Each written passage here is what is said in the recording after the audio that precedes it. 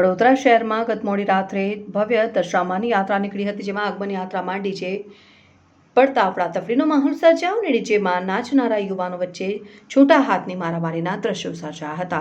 સાથે આગમન યાત્રામાં મોટી સંખ્યામાં લોકો ઉમટી પડ્યા હતા અને અભદ્ર ઇશારા પણ કરતા નજરે પડ્યા હતા. સવાલ એ ઊભો થાય છે કે યાત્રામાં આટલી મોટી માત્રામાં લાઉડસ્પીકર બાંધીને નીકળતા ડીજે સંચાલકો સામે પોલીસ તંત્ર કેમ એક્શન કરતું નથી? આગમન યાત્રામાં 3 ડીજે લગાવવામાં આવ્યા હતા અને વિસ્તારોમાંથી પસાર થતી આગમન યાત્રા દરમિયાન તીવ્ર અવાજને કારણે કોઈ વ્યક્તિનો જીવ જાય તો જવાબદાર કોણ? પોલીસ તંત્ર દ્વારા ડીજે વગાડવા માટે 120 dBને વોઇસ લિમિટ કહેવામાં આવતી, પરંતુ આવી કોઈ અવાજની લિમિટ જાળવવામાં આવી ન હતી.